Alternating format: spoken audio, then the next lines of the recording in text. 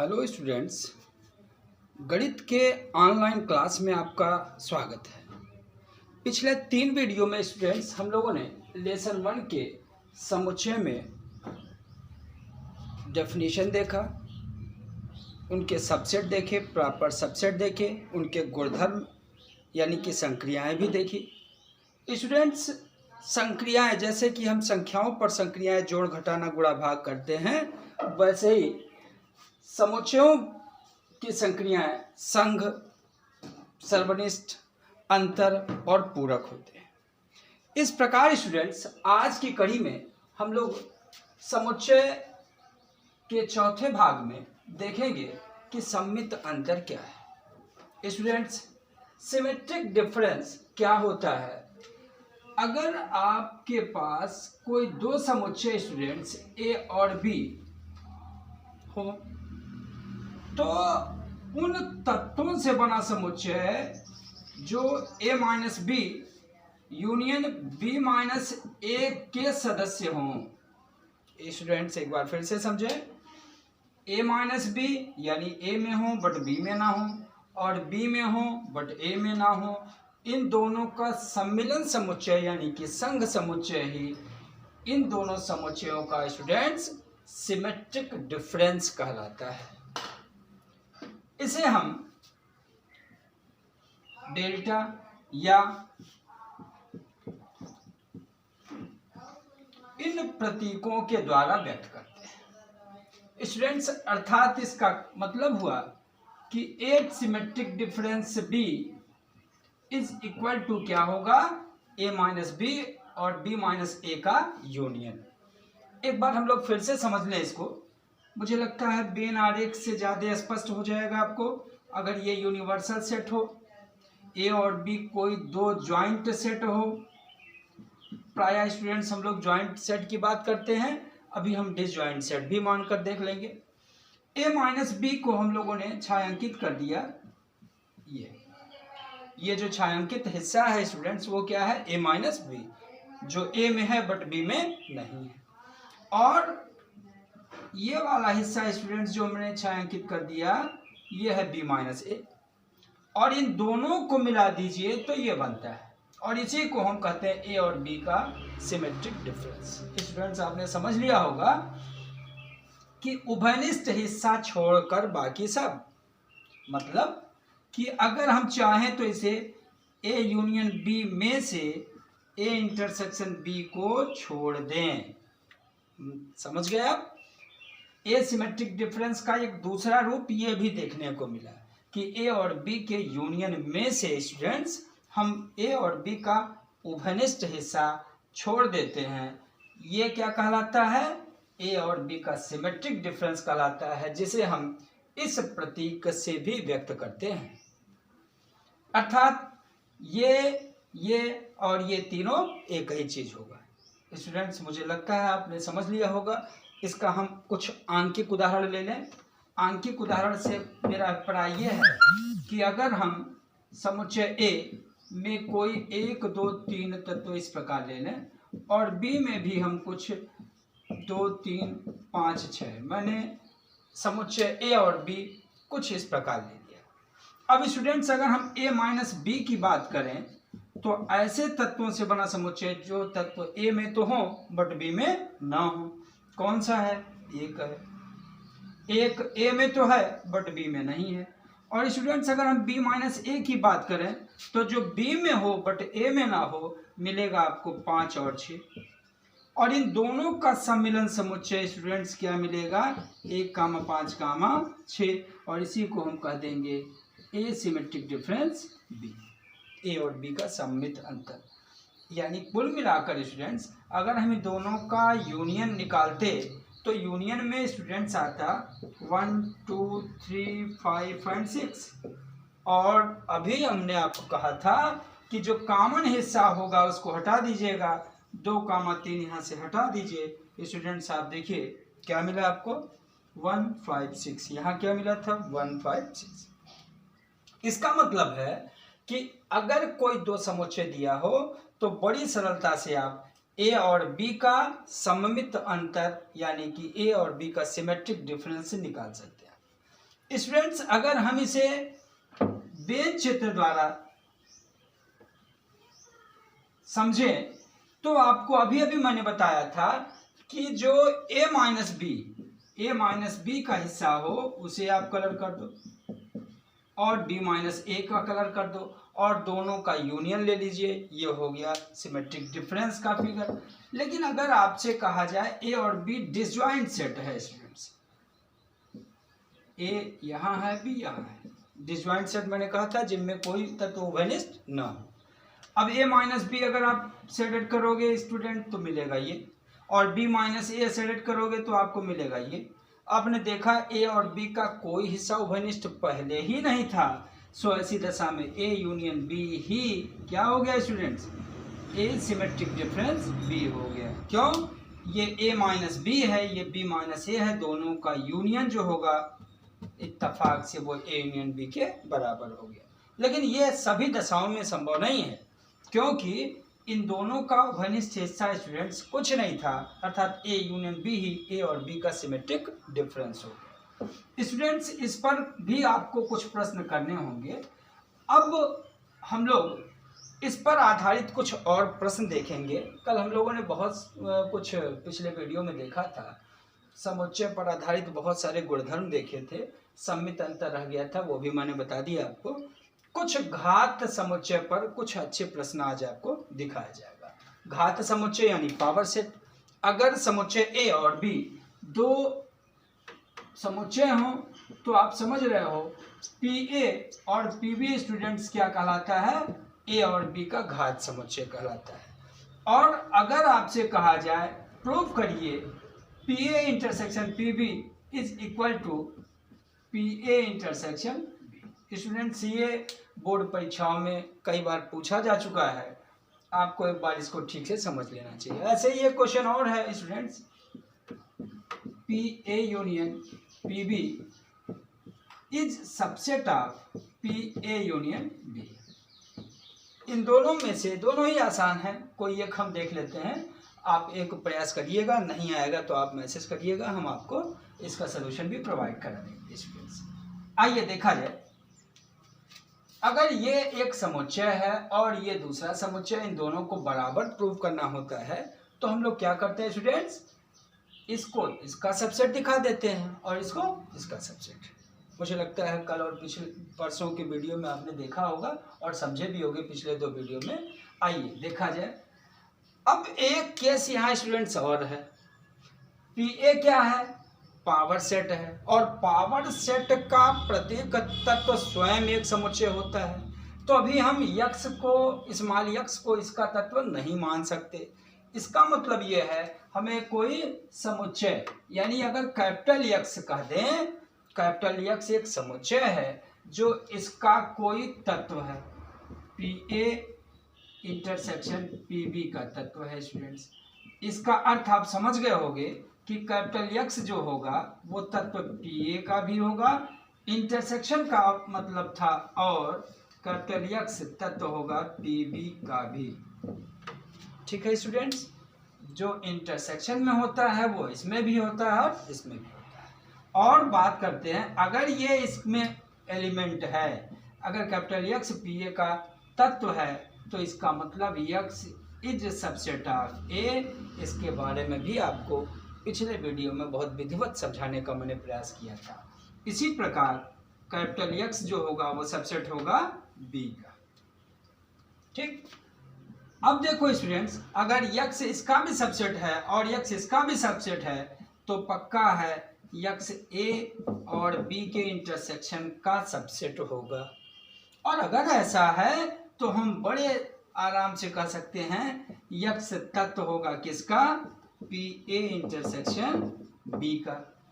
Students, x क्या कहा था आपने, ये इसका तत्व माना था और मैंने इसे इसका तत्व भी दिखा दिया। इसका आशय ये है कि ये इसका सबसेट है, हेंस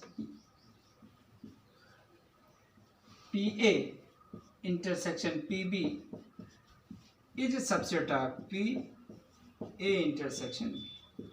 ठीक है स्टूडेंट्स, इसको आपने कह दिया रिलेशन 1। और स्वाभाविक रूप से क्या अगर यक्स हम इसका तत्व माने तो ये इसका सबसेट होगा, इसका होने का है, इसका भी सबसेट होगा, इसका भी सबसेट होगा। दैट मीन्स अगर हम रिवर्स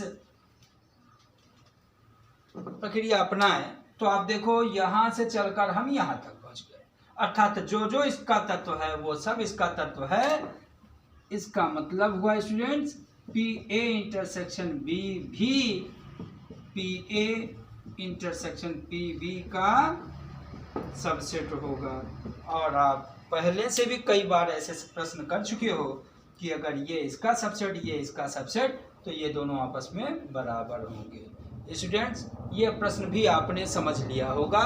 इस प्रकार आपको ऐसे प्रश्नों को और अभ्यास करना चाहिए। अगला प्रश्न हम लेंगे स्टूडेंट्स। अब हम समुच्चयों के सम्मिलन और सर्वनिष्ठ पर आधारित कुछ व्यवहारिक प्रश्नों के बारे में समझेंगे। व्यवहारिक प्रश्न से पहले आप इसकी कुछ आर्टिकल समझ लीजिए। स्टूडेंट्स आप जानते हैं स्टूडेंट्स कि अगर ए यूनियन बी की हम बात करें तो ए यूनियन बी में कार्डिनल नंबर यानी तत्वों की संख्या की बात अगर करोगे आप स्टूडेंट्स, अगर हम इसे यूनिवर्सल सेट मान लें, इसे ए और इसे बी कह दें स्टूडेंट्स, तो आप समझ रहे हैं कि संपूर्ण ए के तत्वों को अगर गिन लिया जाए और संपूर्ण बी के तत्वों को गिन लिया जाए तो ये बीच का हिस्सा यानी कि उनका इंटरसेक्शन जो है स्टूडेंट्स वो 2 बार हो जाता है। अगर एक बार घटा दें तो वो इनके यूनियन में अवयवों की संख्या को व्यक्त करेगा, अर्थात n A union B is equal to students n A plus n B और minus n A intersection B. ये हम लोग स्टूडेंट्स 2 समुच्चय पर तत्वों की संख्या से रिलेटेड कुछ आवश्यक प्रमेय के बारे में देख रहे हैं। अगर स्टूडेंट्स आपसे इसी के अलावा a माइनस बी में तत्वों की संख्या पूछ लिया जाए, a माइनस बी अर्थात केवल a में स्टूडेंट्स हम इसकी बात कर रहे हैं, तो आप समझ रहे होंगे a में तत्वों की संख्या को गिनकर कॉमन वाले को घटा दें, यानी कि यन a minus N a intersection b। इसी प्रकार स्टूडेंट्स अगर आपसे कोई यन बी माइनस ए पूछ ले तो आप यन बी से यन ए इंटरसेक्शन बी घटा दोगे तो आपको ये अभिष्ट नंबर प्राप्त हो जाएगा। अगर स्टूडेंट्स यह समुच्चयों की संख्या 1 से अधिक हो जाए, 1 से अधिक हो जाए यानी कि ये हो गया यूनिवर्सल सेट, ये हो गया ए, ये हो गया बी और ये हो गया सी। ठीक से समझ लें स्टूडेंट्स, अगर बीएन आरेख से आपने समझ लिया है तो समुच्चयों की संख्या पर आधारित व्यवहारिक प्रश्नों में आपको कोई दिक्कत नहीं आएगी। आप देखें स्टूडेंट्स, अगर हम ए में तत्वों की संख्या गिन लें और बी में तत्वों की संख्या गिन लें और सी में तत्वों की संख्या गिन लें तो ये वाला हिस्सा आप देखिए स्टूडेंट्स 2 बार हो गया, ये वाला हिस्सा भी 2 बार हो गया और ये वाला हिस्सा भी 2 बार हो गया।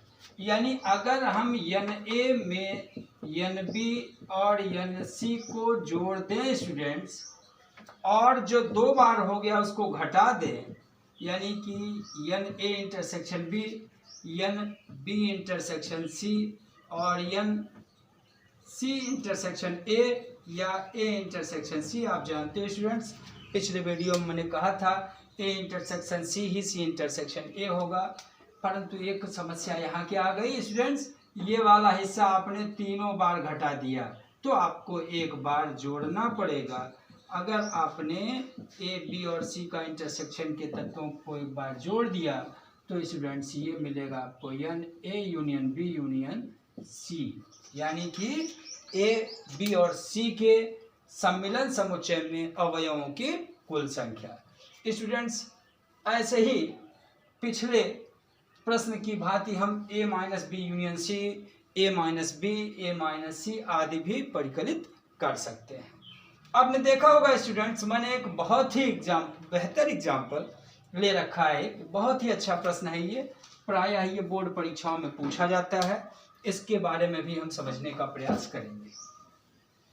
स्टूडेंट्स अगर आपसे कहा जाए, ये प्रश्न आप पहले एक बार सुन लीजिए, 100 व्यक्तियों की किसी कार्यशाला में 29 भारतीय महिलाओं तथा 23 पुरुषों ने भाग लिया।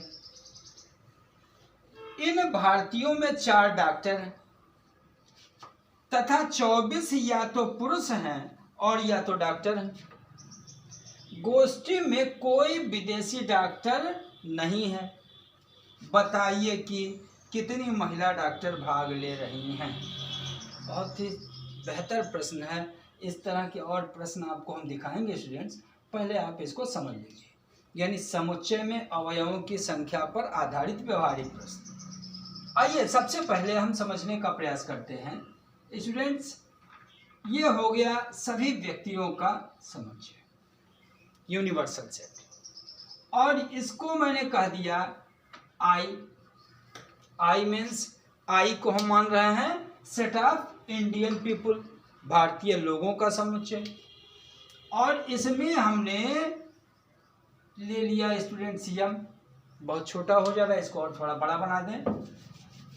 आप फिर से समझने का प्रयास करिए। ये हो गया यूनिवर्सल सेट स्टूडेंट्स, ये हो गया आई, ये हो गया यम, और स्टूडेंट्स ये मैंने कह दिया डॉक्टर डी। एक बार फिर से समझिए, ये सभी व्यक्तियों का समुच्चय हुआ। आई को मैंने स्टूडेंट्स मान लिया सभी भारतीय लोगों का समुच्चय। यम को मैंने क्या मेल यानी पुरुष मान लिया, पुरुषों को व्यक्त करने वाला, स्वाभाविक से भारत के अंदर है, भारतीय यानी भारतीय पुरुषों को निरूपित करने वाला समुच्चय। और डी मैंने कह दिया स्टूडेंट्स डॉक्टर का समुच्चय। अब जरा आप देखो, अगर ये मेल हैं और ये डॉक्टर हैं तो स्वाभाविक सी बात है मेल डॉक्टर इतने हुए और बाकी जो बचे वो फीमेल डॉक्टर हुए। और आपसे पूछा क्या है, महिला डॉक्टरों की संख्या। तो आपने महिला डॉक्टरों की संख्या मान लिया स्टूडेंट्स यक्स, महिला डॉक्टरों की संख्या आपने यक्स मान लिया। कुल डॉक्टर कितने हैं? इन भारतीयों में 4 डॉक्टर हैं। ये पूरे डॉक्टरों की संख्या स्टूडेंट्स इन्होंने दे रखा है 4। तो ये जो बीच का हिस्सा है स्टूडेंट्स ये हो जाएगा 4 माइनस यक्स, मतलब पुरुष डॉक्टरों की संख्या।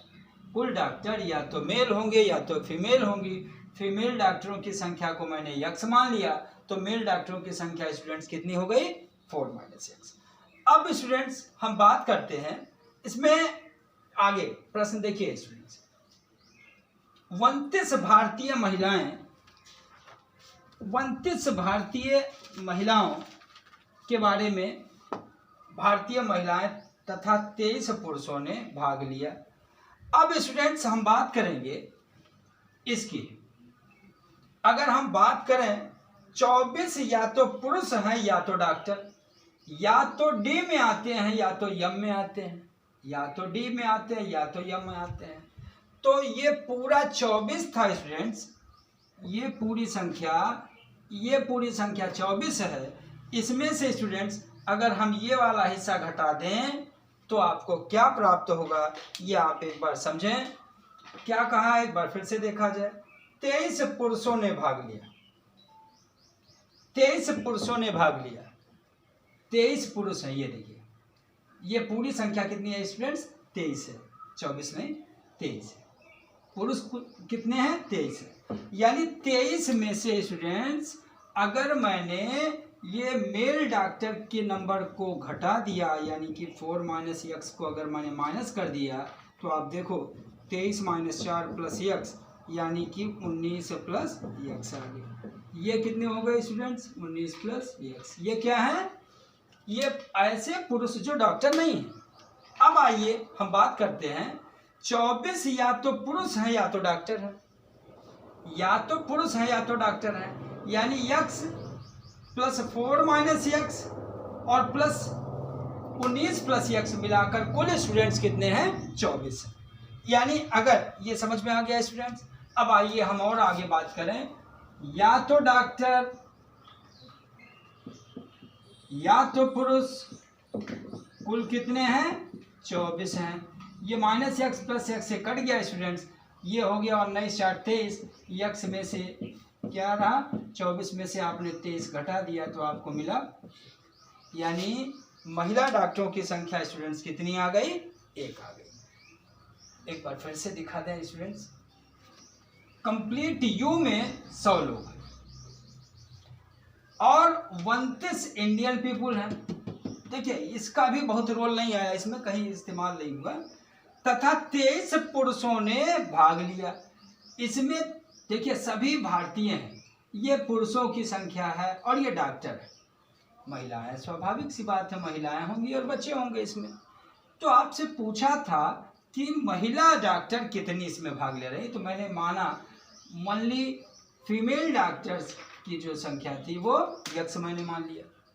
अब पूरे डॉक्टर 4 दे रखा है इन्होंने, तो ये वाला हिस्सा कितना, मेल डॉक्टर होगा स्टूडेंट्स 4 माइनस यक्स। पूरे डॉक्टर 4 थे, उसमें से आपने फीमेल डॉक्टर यक्स मान लिया, तो मेल डॉक्टर हो गए 4 माइनस यक्स। और पूरे पुरुषों की संख्या स्टूडेंट्स उन्होंने 23 दे रखी थी, तो 23 में से पुरुष डॉक्टर घटा दें तो ऐसे पुरुष आएंगे जो डॉक्टर नहीं है। ये देखिए मैंने 23 से ये घटाया 19 प्लस यक्स प्राप्त। अब आते हैं इस 24 पर। 24 क्या है, डॉक्टर है या पुरुष है? 24 या तो डॉक्टर है या तो पुरुष है, तो इसका मतलब ये प्लस ये और प्लस ये मिलाकर हो गए स्टूडेंट 24। यहाँ से हमने सॉल्व करके यक्स का मान प्राप्त कर लिया। स्टूडेंट्स इसी क्रम में एक प्रश्न और आपको दिखाएंगे। अगला प्रश्न है स्टूडेंट्स, इसी क्रम में एक और बेहतर प्रश्न आपके सामने है। किसी औद्योगिक संस्थान में दुर्घटना होने पर 100 घायलों की जांच हुई। उन घायलों के आँख में, हाथ में तथा पैर में चोट लगी है। आँख में चोट लगे वालों की संख्या 30 है, हाथ वाले 50 हैं और पैर वाले स्टूडेंट्स कितने हैं, 70। अगर घायलों में 44 ऐसे हैं जिनके 2-2 अंगों में चोट लगी है, यानी कि आँख और हाथ में, अथवा हाथ और पैर में, अथवा पैर और आँख में चोट आई है, तो बताइए कि घायलों में ऐसे कितने लोग हैं जिनके हाथ, पैर और आँख तीनों में चोटें आई। प्रश्न अच्छा है स्टूडेंट्स, बेहतर ऐसे प्रश्नों को बोर्ड परीक्षा में रखा जा सकता है। इसका मतलब ऐसे प्रश्नों को आप दोहराइएगा। इसके अलावा बहुत आसान प्रश्न है, वो भी अभी हम लोग देख लेंगे। आइए सबसे पहले हम लोगों ने मान लिया ये पूरे हो गए 100 घायल, ये यूनिवर्सल में सारे लोग आ गए, 100 घायल हो गए। और जिन लोगों के आँख में चोट लगी स्टूडेंट्स, उसके समुच्चय को हम मान लिए ई। और जिन लोगों के हाथ में चोट लगी, ऐसे लोगों के समुच्चय को स्टूडेंट्स मैंने मान लिया एच। और जिन लोगों के पैर में चोट आई स्टूडेंट्स, उनके समुच्चय को हमने मान लिया यल। अब जो आपसे पूछा है ऐसे घायलों की संख्या जिन्हें तीनों में चोटें आई, अर्थात कि ये वाला हिस्सा, इसकी संख्या स्टूडेंट्स हमने मान लिया यक्स। और केवल हाथ और आंख में चोट लगने वालों की संख्या मैंने मान लिया स्मॉल पी।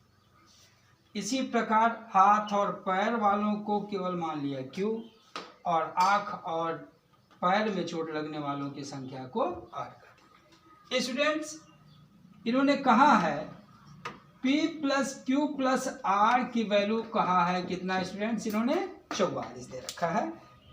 कहा ये कहा है 44 ऐसे हैं जिनके केवल 2-2 अंग में चोटें आई हैं। तो ये रहा इक्वेशन नंबर 1। इसकी सहायता से हम आगे अभी x की वैल्यू निकालें। स्टूडेंट्स इस पूरे के बारे में जरा आप देखिए, एन ई के बारे में क्या दिया इन्होंने 30। एन एच के बारे में बताओ स्टूडेंट्स, ऐसे लोग जिनके हाथ में चोटें आई हैं 50। और एन यल क्या है स्टूडेंट्स, जिनके पैर में चोट लगी है, ऐसे लोगों की संख्या 70 है। तीनों वाला आपने यक्स मान लिया है। बाकी के बारे में हम लोग चलते हैं, फार्मूला लगाते हैं। चूंकि n E union H union L का फार्मूला अभी अभी हमने बताया था, n E plus n H plus n L minus n E और एच का इंटरसेक्शन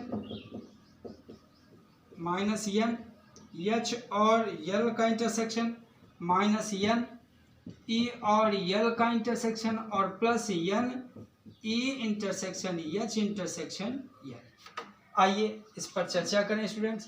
ये पूरा का पूरा दिया है 100। अब आगे देखें स्टूडेंट्स, एन ई की वैल्यू इन्होंने कहा है 30, एन एच की वैल्यू 50, एन एल की वैल्यू स्टूडेंट 70 माइनस इसको आपने P मान रखा है। अब आप देखो, आपने इतने को P माना स्टूडेंट्स और इसकी बात हो रही है, तो इसका मतलब ये हो गया P प्लस एक्स। और ऐसे ही आप इसको देखें स्टूडेंट्स, तो एन एच एल ये हो गया यानी Q प्लस एक्स। इसी प्रकार ये माइनस इसको देखिए स्टूडेंट्स R प्लस एक्स, और इसमें क्या जुड़ जाएगा, तीनों यानी कि x। अब इसको हम चल रहे हैं स्टूडेंट सॉल्व करते हैं। आप देखिए जरा, ये 30 50 80 8 7 15 150, ये हो गया 100 minus P minus x minus Q minus x minus R minus x plus x, ये दोनों कट गए स्टूडेंट्स। यहाँ से इन P plus Q plus R और 2x को उधर ले जाओगे आप, तो P plus Q plus R plus 2x equal 150 minus 100 हो गया स्टूडेंट्स। ये मिल गया 50 और इसकी वैल्यू आप देखिए इक्वेशन नंबर 1 से, ये है 44 प्लस 2x इक्वल 50, यानी 2x की वैल्यू आ गई स्टूडेंट्स 50 से 44 घटाओगे तो 6, x की वैल्यू मिली 3। स्टूडेंट्स मुझे लगता है आपने ये समझ लिया होगा। ये दोनों ही बहुत ही अत्यंत महत्वपूर्ण बोर्ड परीक्षाओं के लिए हैं। इसको आप ठीक से दोहरा लीजिएगा, मुझे लगता है कोई डाउट नहीं होगा। इसके अलावा इसमें बहुत ही छोटे छोटे प्रश्न दिए गए हैं। बहुत छोटे छोटे प्रश्न कौन से, ये समझ गए आप। एक आध छोटे छोटे एग्जाम्पल और देख लेते हैं। बहुत ही सामान्य प्रश्न होंगे स्टूडेंट्स, इसको आप फिर से दोहरा लीजिएगा। मुझे लगता है ऐसे सभी प्रश्नों में आपको कहीं कोई दिक्कत नहीं आएगी। अगर दिक्कत आती है तो फिर हम लोग अगले वीडियो में देखेंगे स्टूडेंट्स। अभी अगर आपसे कहा जाए ए में तत्वों की संख्या दे दे और बी में तत्वों की संख्या दे दे, ऐसे बहुत सारे एग्जाम्पल हैं। जैसे एक विद्यालय में 20 अध्यापक हैं स्टूडेंट्स।